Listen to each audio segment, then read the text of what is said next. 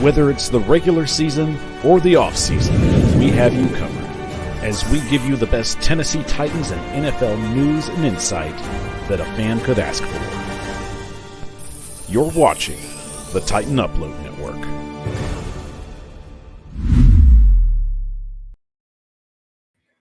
What is up, Titan Nation? Welcome in to the 615 and the Titan Upload Network, and welcome in to the Homage Studios.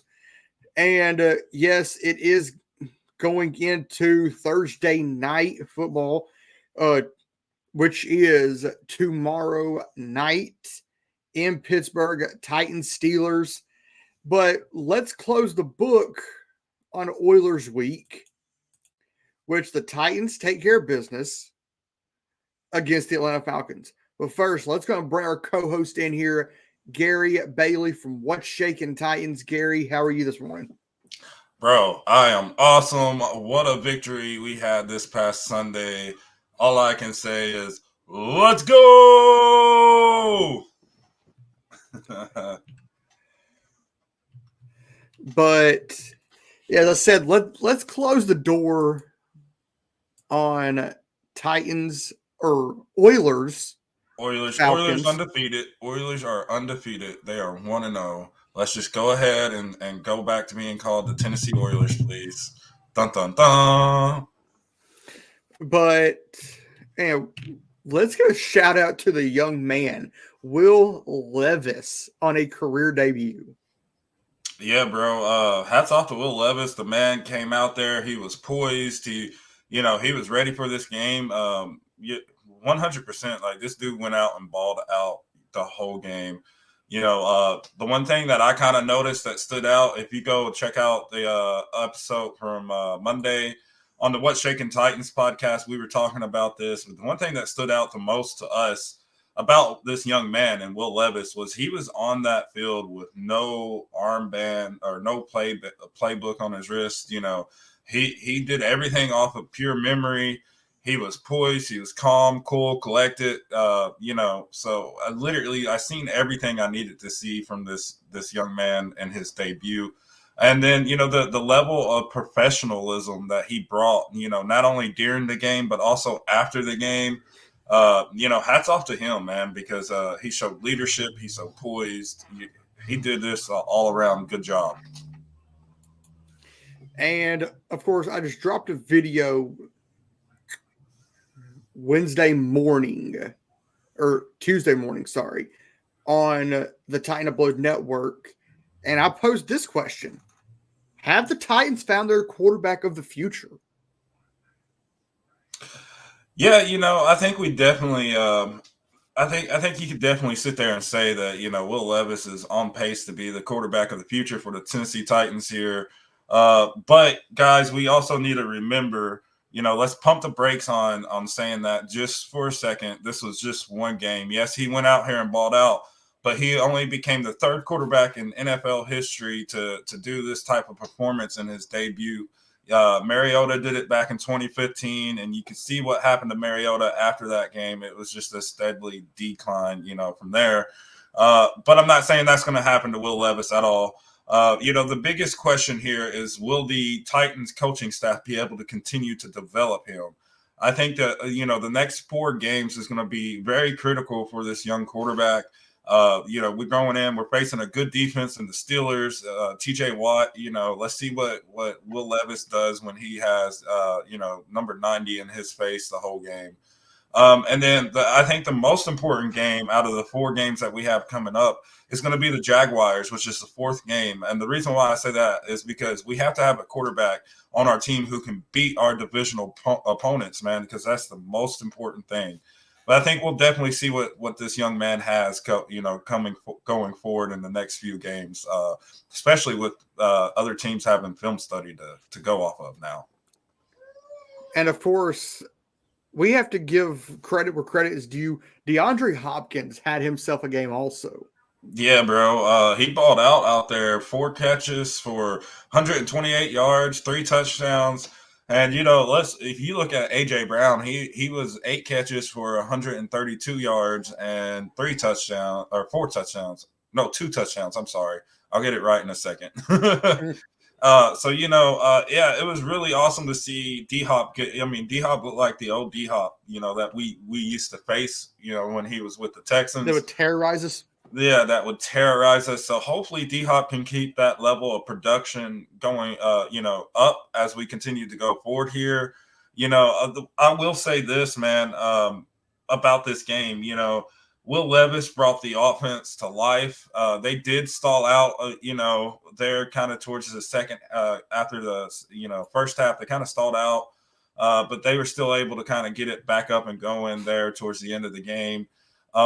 Defensively, though, I mean, I was concerned, especially after the Kevin Byard trade, that this defense would not be able to go out and perform. But man, they shut me up really quick because this defense looked like a whole different Titans defense than we've seen all year. Like from start to finish, this defense balled out. You really could not tell that KB wasn't on that field at all. So hats off to the defense. Hats off to Big Jeff. What a game by Big Jeff, man. And then I want to give a shout out to Eric Greger. Am I saying that name right, Lee? 33. Eric Garr, I think. Eric Garr. Okay. Yeah. I want to give him a huge shout out for this to be his first game, man. He was really productive for us. I think he has a lot of room to continue to grow. I think he'll continue to get better, just like Will Levis, But yeah, I mean, it was just a huge day all around. Special teams, defense, offense. It was really huge, man. But let's go ahead and look at this game from the Titans offense. And I'm going to say this, the stats don't lie. Will Levis, 19 of 29, 238, had an average of 8.2 yards a pass, 4 touchdowns, and a passer rating of 130.5. Yeah. And I think the really important thing to kind of note about those stats is, the O-line. The O-line was performing very well. I wouldn't say it was good. I wouldn't say it was great. But they performed very well. If we can build off of the Falcons game as an offensive line, then maybe going forward we might string together some more wins here. I think it's very important to notice the difference of play level that we got from this O-line, because even after what was his name got hurt during the game. Oh my goodness, I'm drawing a blank on our O-line. You know who I'm talking about, Lee? Chris Hubbard. Yeah, Chris Hubbard, because even Hubbard, after the right tackle. Yeah, even after he went down, this O-line still performed well. Will Levis only took 2 sacks, So I mean, hats off to the O-line for actually doing their job finally. And then one other thing I want to kind of bring up, if you want to go ahead full screen the stats here on the offense. You look at Derrick Henry, guys. What have we said? If you go back and you watch What's Shaking Titans, I say it every single week of the season when I do my 3 keys to victory. My number 1 key is always Henry, Henry, Henry. I always say you got to utilize him to his fullest potentials. When we give Henry less than, 20 carries, we have lost this year. But every time he's gotten 20 carries plus, we have won. Of course, Henry went 22 for 101 and averaging a total of 4.6 yards per play. And, of course, we won that game. Spears didn't do too bad himself with, 3 carries for 27 yards, averaging 9 yards per play. So, hats off to the running backs. They did a good job. Chig. What are we going to do with you, Chig? I hate to see that drop, man, because that ball was beautifully placed by Will Levis. I mean, it could have been a little bit maybe more in front of Chig there. But, that ball hit Chig right in the hands. And yet again, we've seen another drop. Only thing I can say to Chig is stop eating popcorn before the game, brother. Yeah, and let's go ahead and go to the passing stats on this game. DeAndre Hopkins, we mentioned it in the opener. Man, what a game he had. Yeah. Like I said, four receptions for 128, averaging 32 yards per catch, 3 touchdowns. Longest was a 61-yard reception. He was targeted 6 times. And then here's one that I didn't even notice till I looked at the stats. But shout out Derrick Henry. Derrick Henry was targeted 4 times. Caught 4 balls for 21 yards, averaging 5.3 yards per catch. So huge shout out to Derrick Henry there, kind of showing us another element of his game. NWI, man, I can't say this didn't surprise me at all. I think NWI was somebody I figured would be a very productive piece for us, considering Traylon Burks just got back into the game. So 1 receptions for 33 yards and a touchdown. So the one time he got targeted, it was a touchdown pass. So that was really cool. This one shocked me. Kyle Phillips, man. 3 receptions for 24 yards, averaging 8 yards per reception. Longest was a 10-yard. What's your thoughts on Kyle Phillips and his production in this game, Lee? From a receiving standpoint, I love it. Yeah. When you start seeing that, hey, he can be a vital piece of this offense, not only in the return game, but in the receiving game also. Yeah, well, I mean, at this point, I'd rather see him in the receiving game than the return game. I really liked what we've seen from 33 in the return game. I think we've seen consistency throughout the whole game. I'm not trying to put Kyle Phillips down in that area, but I mean, we've seen consistently from him, muff punts. So I think we keep 33 back there and we keep Kyle Phillips solely on offense. I kind of mentioned that. I think it was on the Bryson Haley show before the season ever started. I suggested that and everybody thought I was crazy. But, I mean, you're taking a lot off that guy's plate. He can focus on what he's good at, and that's being a wide receiver. What about Tajay Spears? 3 receptions for 9 yards, 4 targets. It was kind of a lackluster day for him in the receiving game. What was your thoughts on that? I think Spears. I thought that's a nice addition. Yeah. To the receiving game, you go back and look at what he did at Tulane. Yeah, well, Spears is definitely a nice addition. I just felt like I was expecting a little bit more pop from him in the receiving game in this game. But you look at you put his stats together. Yeah, they're not great. But man, just wait till that running back room as he is. Yeah. And then let's get into our last receiver here. I don't think I missed. Yeah, okay. Traylon Burks, man. Targeted twice. Silent. Absolutely silent. The first one, I believe, was a drop. The second one he caught but stepped out of bounds. No, the first one. The first one was the out of bounds step? Yes. Okay. And the second one was the drop. Okay. Yeah, so, it was definitely, I think if anyone had the ultimate lackluster day, it was Burks. Yeah. I'm going to give him this one, though, considering he just came back off an injury. Do you think that Traylon Burks is nearing the end of his career with the Titans? I wouldn't say that just yet. I feel like he still has a lot to prove here. If he can find a way to produce like we know he can, then no, I don't see him being done here. But if he has another day like Sunday, I don't see him being here after next year. Yeah, I have to agree with you on that, bro. I think I love Burks. I'm never gonna put a player out like that, but I think if you want to be considered a weapon on this offense, you have to first and foremost you have to be in the game. So you need to get healthy, you need to stay healthy, and then you need production. Yes, we've seen him be very productive. Coming out of Arkansas. Arkansas. Arkansas, but we ain't seen that production kind of translate into the NFL, yet. So hopefully he can put it together here. Right now he kind of reminds me of a Corey Davis or a DGB. Sort of like a flame out, sort of. Yeah, or somebody who we had such high expectations. We knew was a big body receiver who could get out here and just dominate the game.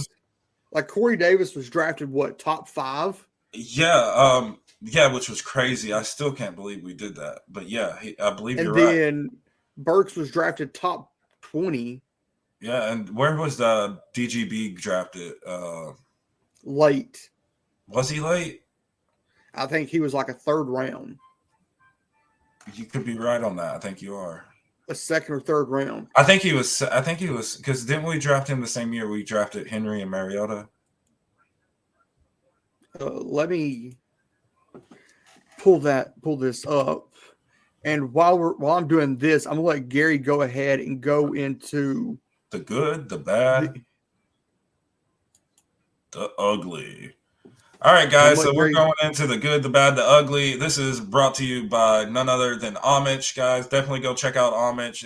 Get your Titans gear there. They have all kinds of cool, different stuff there.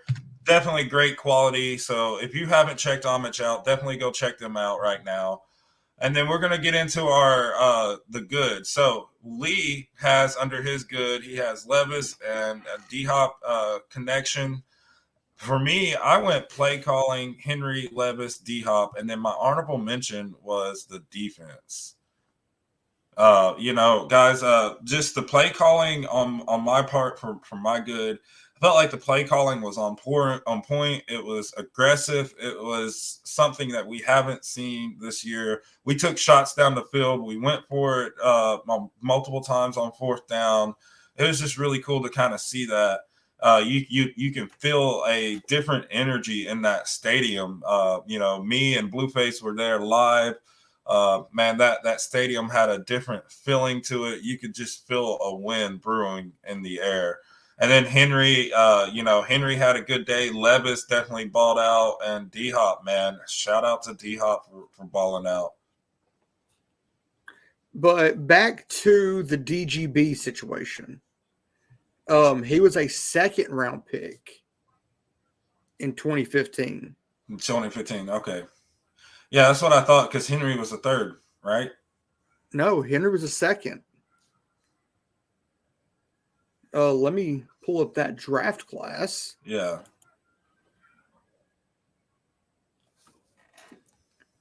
While, of course, as Gary said, I went the Levis D-Hop connection. It's not very often that you have a rookie quarterback come in with a veteran wide receiver like a DeAndre Hopkins. Yeah, and just be able to connect on that level. I mean, dude, like once again, this goes to just talking about Will Levis here. The man looked like a 12-year vet out there. He didn't look like a rookie. He looked like a 12-year vet. Honestly, I will say this, and anybody who wants to get mad at me can get mad at me, but this is how Ryan Tannehill should have looked this year. Tannehill looks like the rookie, while Will Levis looks like the 12-year pro. I mean, and just for him to be able to go out there, know the play calls, not have to wear have the band. Yeah, not have to have the band to be able to change the play up on the line of scrimmage. The man looked poised. He looked calm the entire game. He was never shooken up or under distress like we seen from Tannehill and Malik Willis. It was definitely a sign of hope for Titans fans. And then D-Hop, man, like D-Hop balled out, bro. Once again, 4 receptions for 128 yards, 3 touchdowns. I mean, you can't say nothing bad on that. That was just all around a good performance by D-Hop. No, Derrick Henry was a 2nd round pick in 2016. In 2016, okay, that's right. the year after.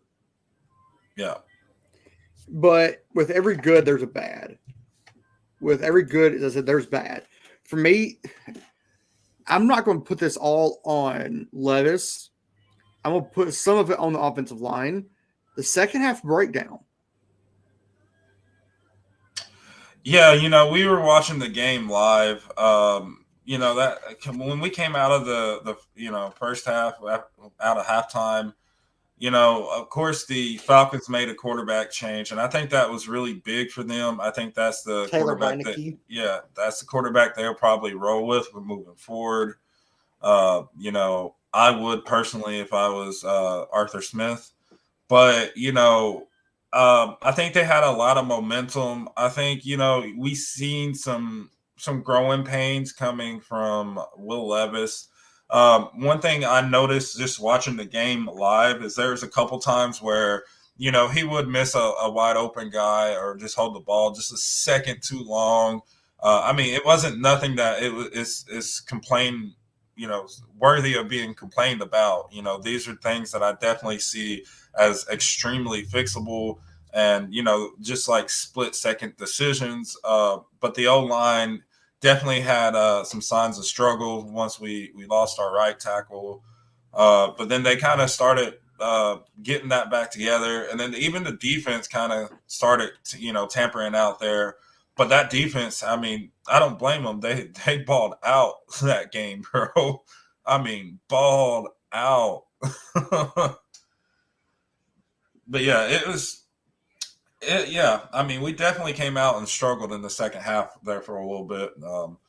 And then we hit, I think we hit what, D Hop and then NWI in the second half, if I'm correct. Yes. Yeah. NWI was the fourth quarter, and the first 3 touchdowns were DeAndre. Yeah. Yeah, and so of course, I went NA on my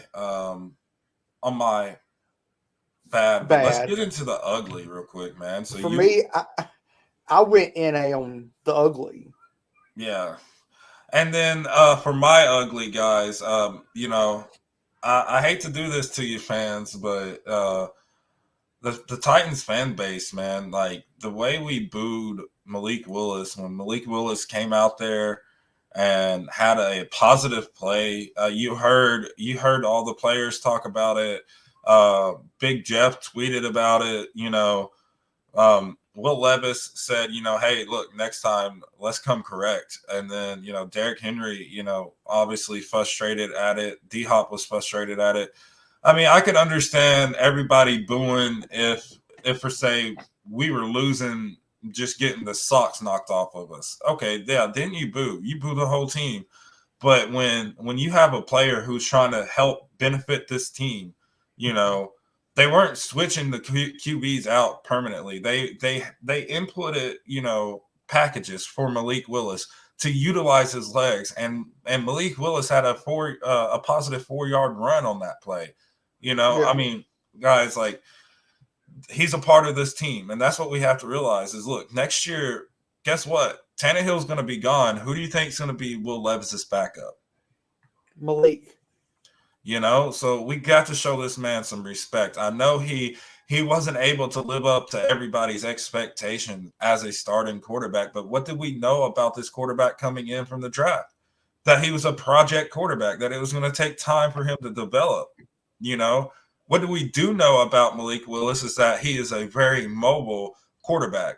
He has arm strength, so if he can ever put A and B together, he's gonna be able to get to C and D like it ain't nothing. He'll be able to produce. As you said, I'm going to rephrase what you said. You said if he can ever put A and B together. For me, if he can ever put A and B together, the NFL needs to watch out. Yeah. Oh yeah. Because you're looking at a possible. Go ahead. We could have a Deshaun Watson on our hands. Who knows? Yeah. We're not saying that's gonna happen. We're just saying, like, as Titans fans, we need to be cheering for our team. We need to show support to our team, as a whole, and especially if they're out there producing for us. Like when Tannehill was out there and throwing 3 interceptions, y'all weren't booing him when he was costing us the game. I mean, that's just my opinion. And then let's get into the next one, guys. It's officiating. Man, some rough calls by these refs. Like, the fourth down pass that was actually a first down pass that the refs originally called short, and then Vrabel. I mean, I literally watched Vrabel get in these refs' face. It was amazing to see that in person. But I mean, it's just crazy. And then I don't understand how a team like in that situation, the Falcons declined the penalty, and then when Vrabel challenged it, and they said, "Oh, it's a first down," then the Falcons are able to automatically go back and accept the penalty. Like what? Yeah, what? Like that made no sense. Get out of here. But get out of here. Get out of here. There was another play where the Falcons jumped offsides.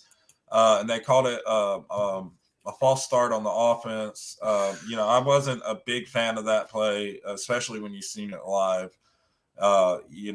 Mike Vrabel even threw his hands up. And then,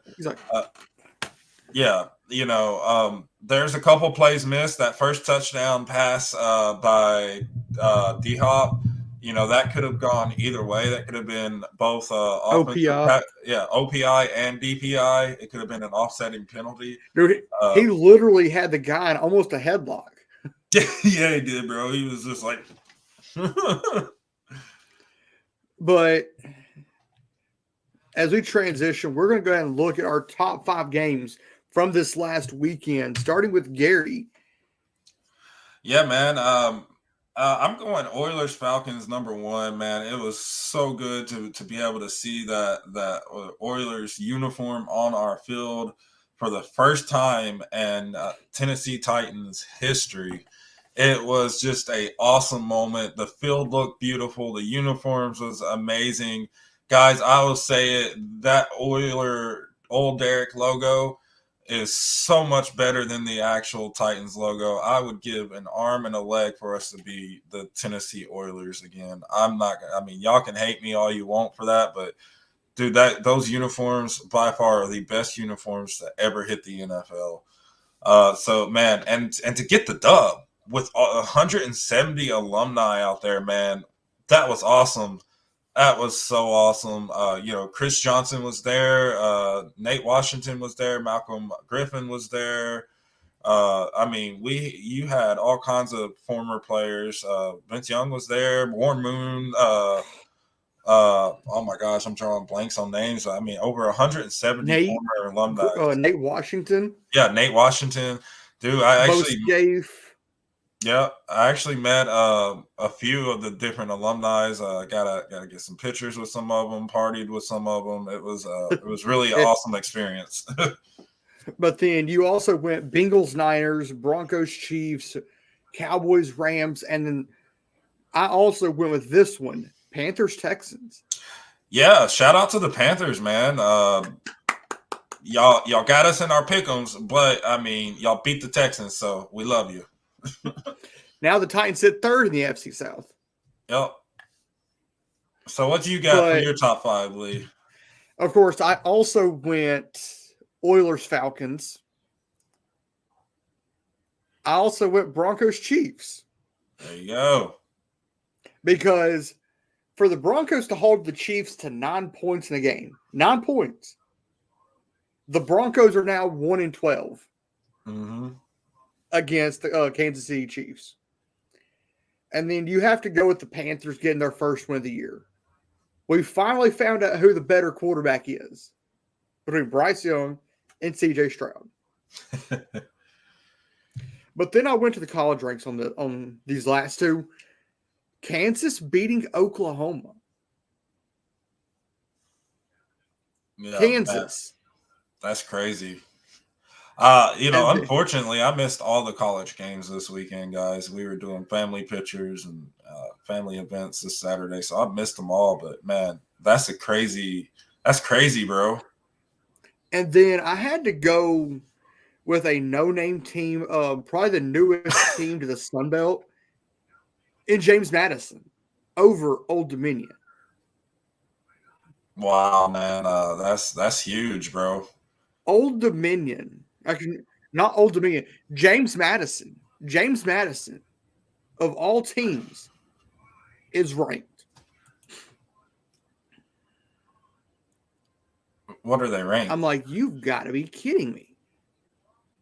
I'm actually pulling that up right now. What was the final score?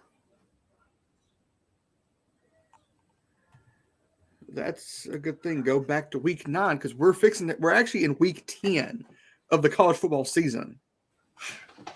Yeah, because they start a week before the NFL. Yeah. 30-27. Wow. James Madison is undefeated. Wow. They're a perfect 8-0. Wow, that must be nice. And 5-0 in the Sun Belt. That must be nice. Bet you the Titans don't know how that feels. Joking, guys. And of course, if I had to go with an honorable mention on this one, I wanted to put this one in here. Georgia Tech upsetting North Carolina. North Carolina was ranked 17th in the nation. What's 46-42 Georgia Tech. What's Georgia Tech's record? Because I feel like they've had a fairly decent year so far. 4-4. They're 3-2 in conference. Okay. North Carolina is 6-2. North Carolina 6-2, and they're 3-2 in conference also. So Georgia Tech's sitting right at 500. So they're not bad. They're not good. They're right in the middle. But the kid that's leading the charge there at Georgia Tech, Haynes King, that is a kid I know all too well because he played at Texas A&M. Yeah. Man, what a game that young man had. Haynes King, 23 of 30, 287, 4 touchdowns, 1 interception. He had himself a Will Levis performance. Hey, honestly, his stats is what got me. We had a lot of his good stats is what got me. What was his stats? His overall stats, of course, they're getting ready to play Virginia this weekend. He's got over 2,100 yards. Dang. 21 touchdowns, 10 interceptions. It's not bad, man. But yeah, dude, like this week, I think this is the week of quarterbacks, man. Like we've seen some good performances. Dak Prescott had a good performance. Jalen Hurts had a good performance. Will Levis had a good performance. Justin Herbert had a good performance. You know, so all around, I think we got a lot of good performances from the quarterback position this week. It was pretty cool. If you're a quarterbacks fan, I love quarterbacking. So man, that's one of my favorite positions in football. Yeah. And of course, in our pick'ems this week, there is a typo.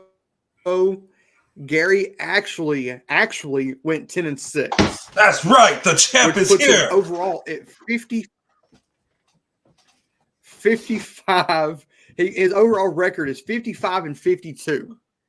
But I also went 10-6. But I did. But I did. But I also went 10-6, and my overall is 68-39. Yeah. So we tied this week, bro. Before we get it, how we gonna break this tie? Before we get into, there is no tiebreaker this week for that record. Oh man. But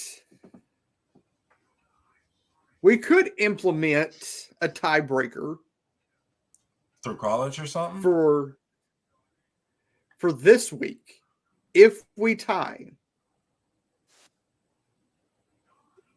Okay.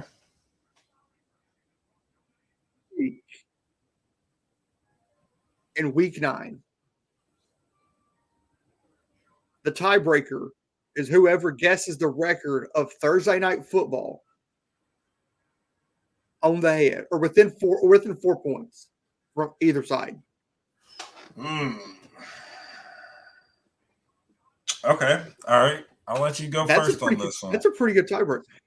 Yeah. But we're gonna dive in and look at this game. The team that truly scares me right now is not Pittsburgh. Because I'm going to go full screen on this. Pittsburgh, they're 29th in points scored per game. They're dead last in total yards per game. Actually, let me go back to points scored per game. They're 29th with 16.1 points per game. They're 32nd in total yards per game with an average of 292 yards. In points, passing yards per game, they're 25th with 212.3. They are 28th in rushing yards per game. This is Pittsburgh we're talking about. 79.7. In time of possession per game, they're dead last with an average of 26 minutes and 54 seconds. But then you go to the defensive side. Points against per game, they're 17th with an average of 21 points against them per game. Total yards per game, they're 30th with 382.57. Passing yards against per game, they're allowing an average of 245.43 passing yards per game. And that's 24th in the league. Rushing yards against per game. This right here is 28th in the league. With an average of 137. Of 137.14. Sorry. Sacks, 11th.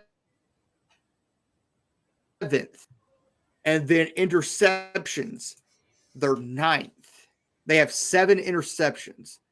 That's 9th best in the NFL. But then you get to the Titans side of this. Points scored per game, the Titans are 22nd with 18.9.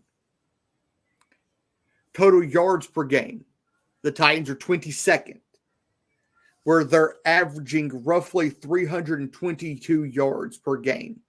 Total yards. Pass yards per game, they're 27th, averaging 206. Rush yards per game, they're 13th, averaging 115, or basically rounded up 116 rush yards per game. They're 16th in time of possession per game, 30 minutes and 5 seconds.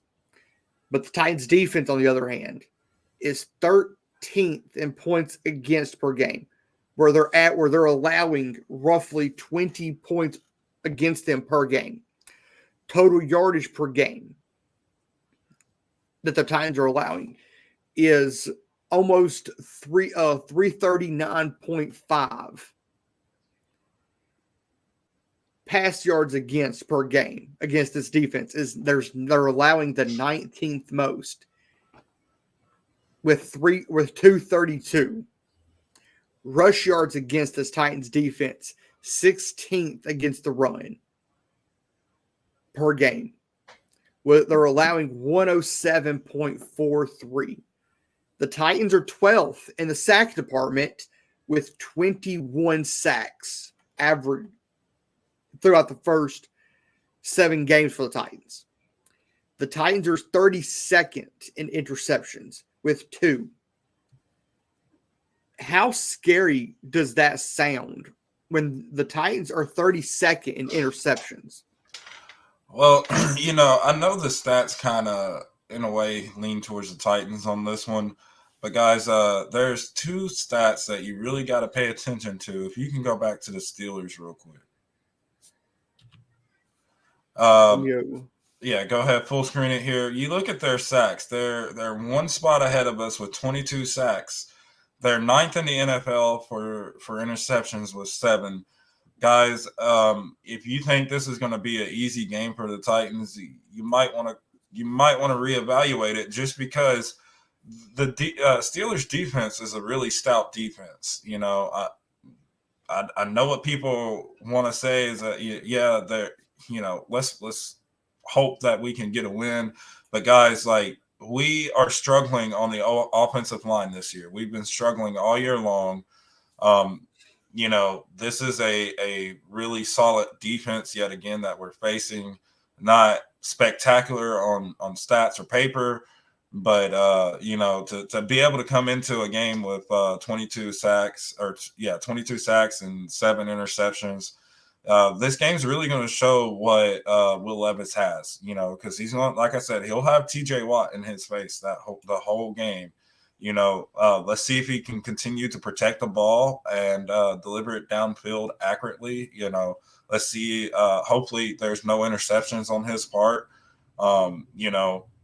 That's my biggest concern, really, kind of going into this game. It's not anything else. I think our defense can handle their offense pretty good.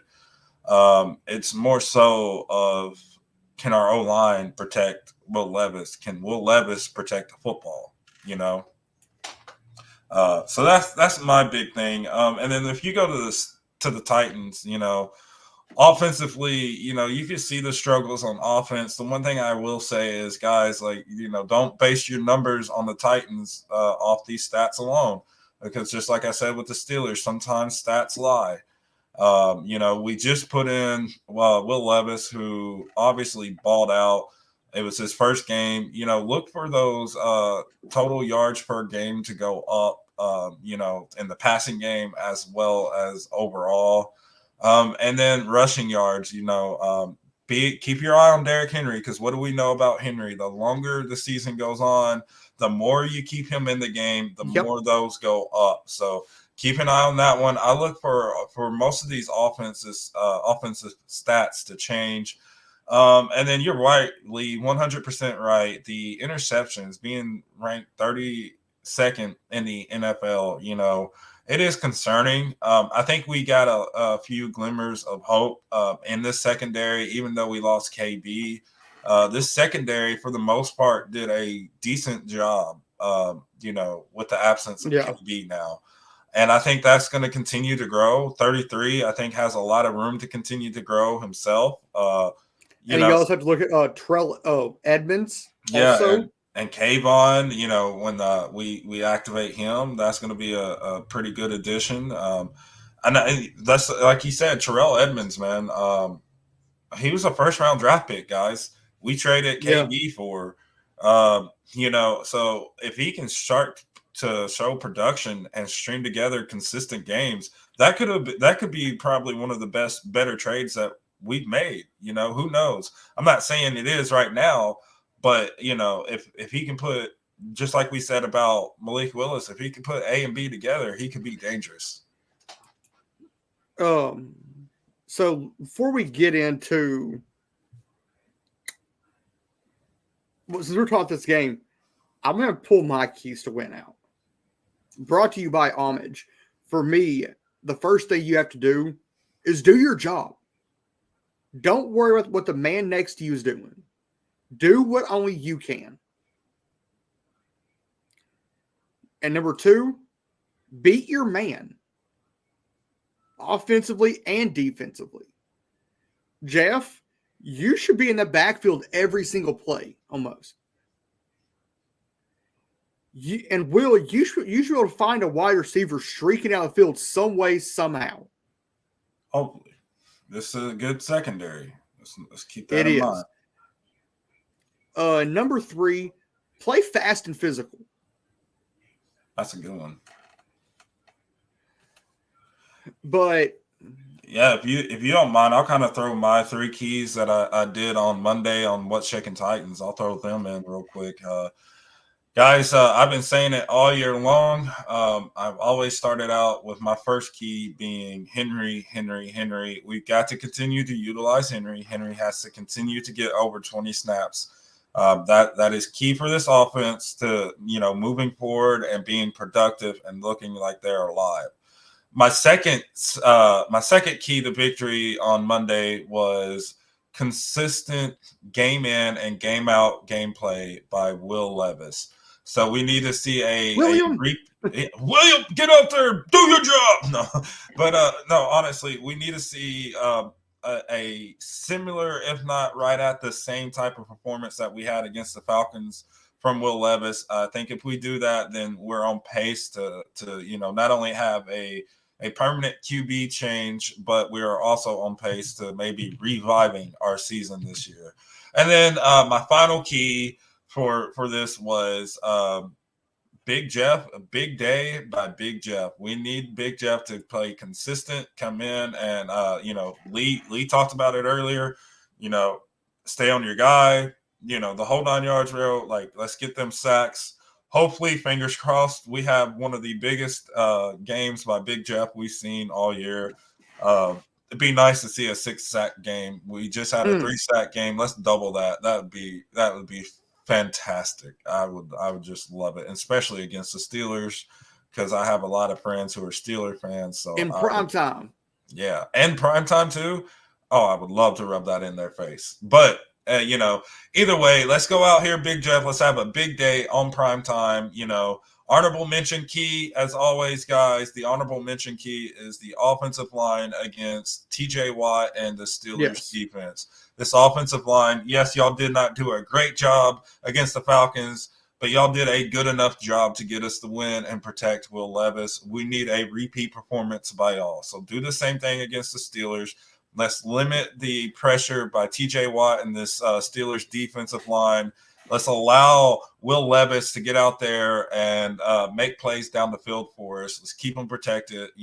Give him a pocket like we seen, this past Sunday against the Falcons. And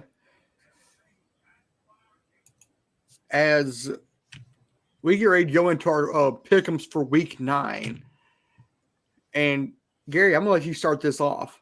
Yeah, man. For sure. So we're both going on Thursday Night Football. We're both picking the Titans over the Steelers here. I think that, with the addition of Will Levis, we've seen a spark in this offense. I think we've even seen with the loss of KB, we've seen a spark out of this defense too. So the Titans are really coming out and they're playing. They're showing us what they got.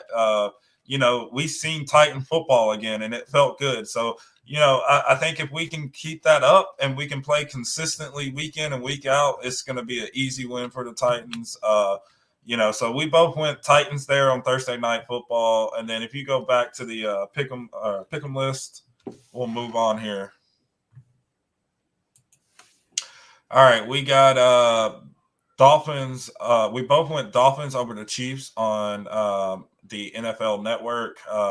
Which is in Germany. In Germany, yeah. So that's what game? What time is that game being played? That is, I want to say 9:30 Eastern. Okay, so 8:30 Central Time, 9:30 Eastern Time. We both went with the Dolphins here. Nothing against the Chiefs. I feel like the Chiefs are on a downward slope, where the Dolphins are just one of the most potent offensives in this league. They're definitely the fastest offense in the league with Tyreek Hill and Tua being Tua out there. It's been really cool to kind of see them put that together.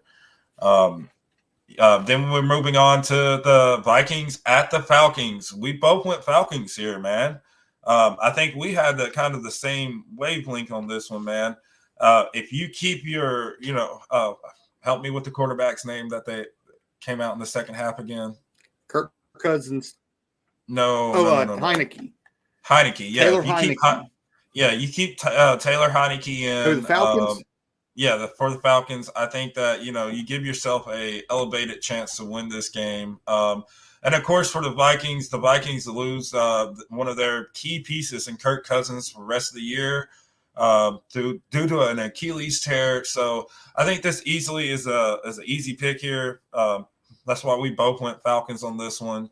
You want to get the next one, Lee? Of course, we both went Browns over the Cardinals. I think we both had somewhat the same idea on this. The Browns Cards game. Browns are favored by 8 with an over-under of 37.5 points. It looks like there could be a quarterback change in Arizona. Yeah, actually, I heard that was reported. Josh Dobbs being benched. Yes, they're looking to see where Kyler Murray is at this point. But then the next game is Rams Packers at Lambeau.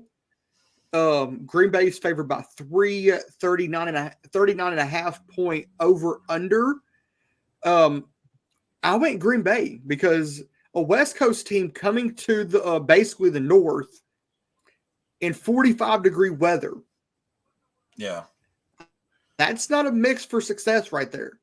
Yeah, and Lee has the glass eye on these type of games, so I agreed with him on this one. I'm going with the Packers. Of course, I was a huge Brett Favre fan growing up, so I think the Packers will definitely have the advantage in this game coming into this type of weather.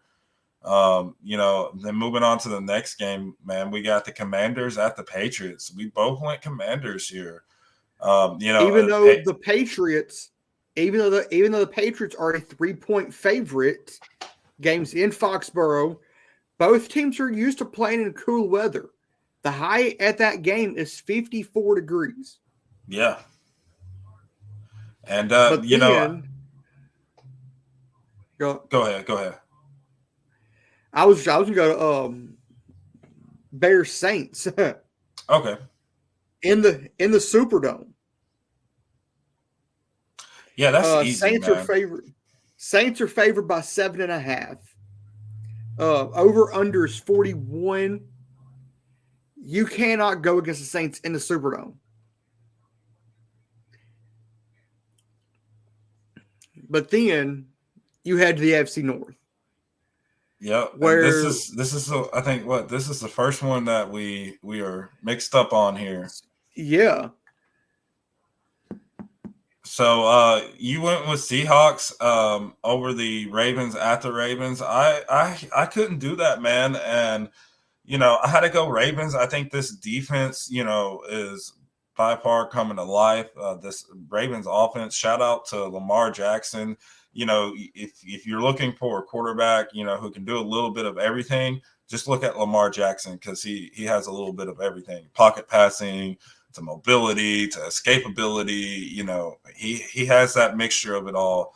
So this is also a Ravens team that, in my opinion, beat a top 5 team in the Detroit Lions, and not only beat them, but whooped them like it was nothing. So I'm going Ravens single-handedly.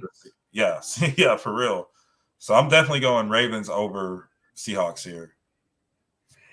The reason I'm going Seattle, okay. Both teams, of course, they're Seattle's 2-1 on the road, but Baltimore's also 2-1 at home. The reason I've got to go Seattle, you cannot stop Tyler Lockett, DK Metcalf. You can't, and then you throw Kenneth Walker III into the mix. You cannot stop that. Yeah, about the only way that you're going to be able to stop that is by what? Taking away DK Metcalf. Well, not just that, but you can take away the quarterback. If you get consistent pressure on the quarterback, then guess what? The quarterback's not going to have time to deliver this ball accurately down the field to DK Metcalf. Exactly. But Geno Smith, I came across this, I want to say last night or this morning at the time of this recording. There's only one quarterback left in that 2013 draft, and it's Geno Smith. That's insane, man. Yeah, because Tyrod Taylor was a year before that? Yeah, I want to say. But Geno Smith is the only quarterback left from that 2013 class. Yeah. And then we go Buccaneers at the Texans. Yeah. And of course, we're split on this one. Yep. Well, I have to go Buccaneers on this one. I think because Houston coming just up, lost to a winless team. Yeah, that, and I mean, I think that the Buccaneers. Shout out to Baker Mayfield, who's just been balling out this year, man. I think this is a game that could go either way, but I really feel like that Baker Mayfield and the Buccaneers will be able to ease this one out. At least I hope, because that will give us another really step ahead in the division. So there you go.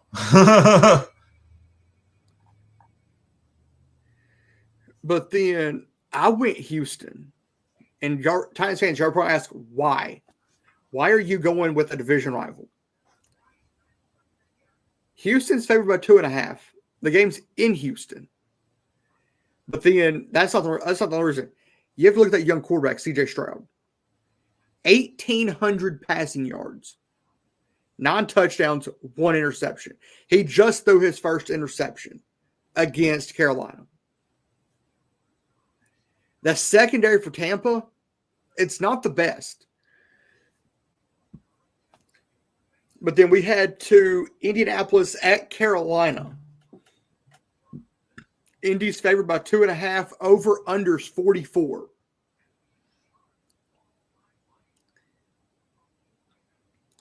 I'm going Carolina. Yeah, I give you props for thinking Carolina's going to beat the Colts here, man. I give you props. But I think the Colts, even without Anthony Richardson, I think they're doing a phenomenal job at keeping this team rolling and playing at a competitive and high level. Yeah. I think the Colts defense is a really good defense, and I think that they're gonna have a lot of stuff there to kind of trip Bryce Young up here. I'm going to have to lean towards the Colts just a little bit on this one.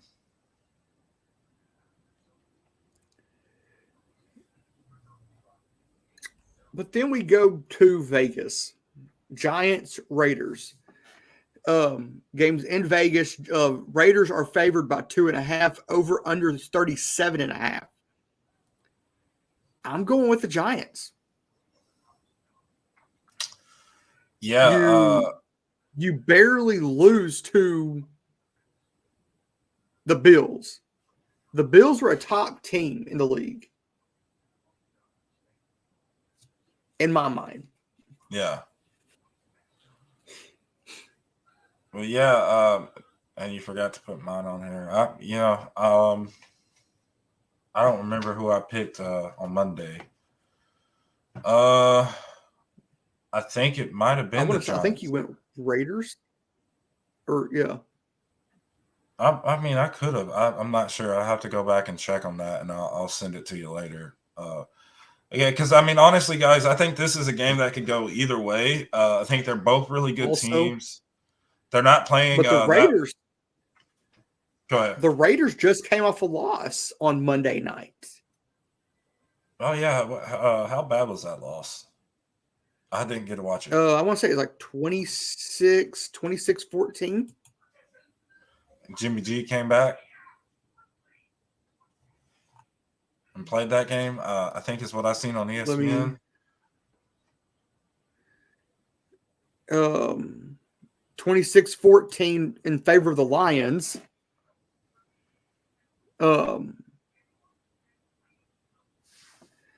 Let me look. Yes, Garoppolo did come back. He was 10 of 21, 126, and an interception. Oh, but they just could not stop the Raiders. The Raiders could not stop Jahmyr Gibbs, the rookie Jahmyr Gibbs. 26 carries, 152, and a touchdown. Yeah, I guess put me down for the Giants on this one. Lee. I'm not 100% sure what my original pick was. It might have been the Raiders. I can't remember. But yeah, just put me down for the Giants. I'm going to go Giants. I think Jimmy G is definitely the better quarterback out of these two teams. But, he did just come back off an injury. It's going to take him some time to get back to playing consistent and at a good level. So yeah, I'll take Giants with you on this one, bro. And then we get an NFC East matchup. Cowboys at the Eagles. Eagles are favored by 3. The over-under is 46. Yeah, I cannot I'm take going Patrick Dallas. Star.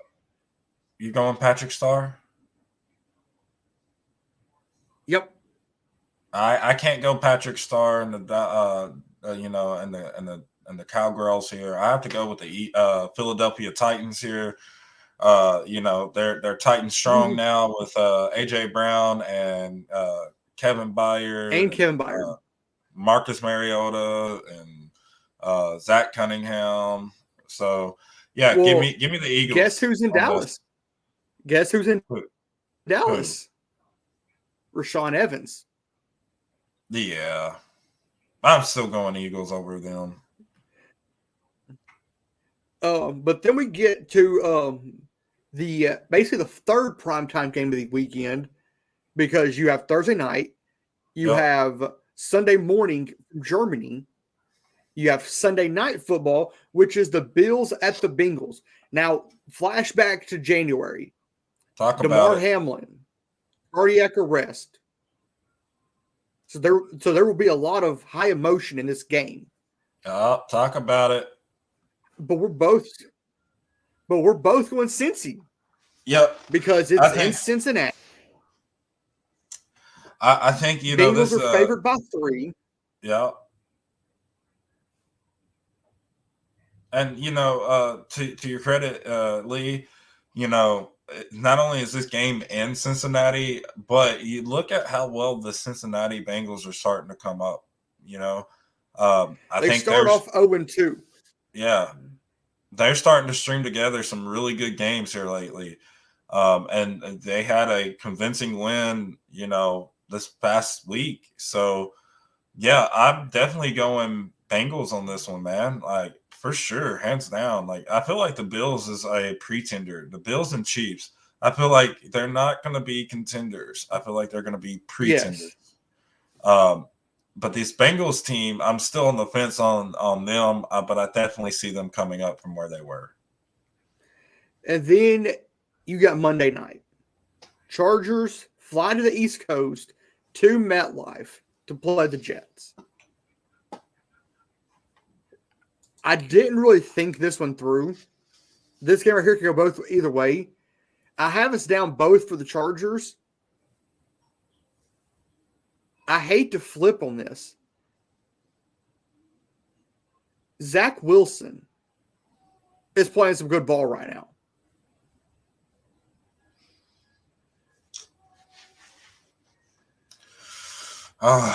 You flipping on me, man.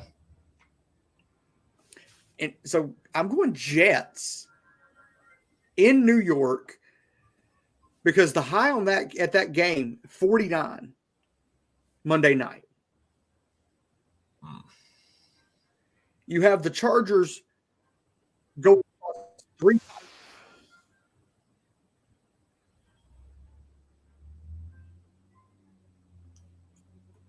They don't play good in the cold.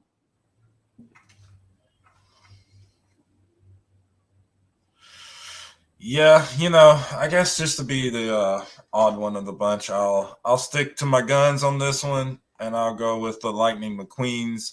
But I definitely agree with you. I didn't realize that game would be that cold. So yeah, I don't want both of us to flip on it, but yeah, I feel like if that's the case, then yeah, it's going to be an easy win by the Jets for sure. And then let me go ahead and do this for you.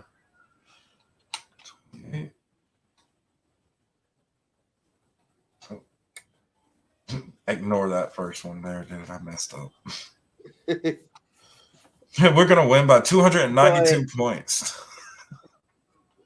So the tiebreaker is the score within 4 points either way for both sides.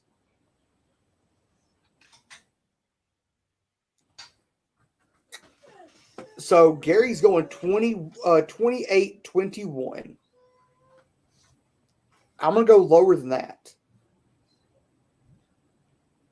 I'm going to go 24-20.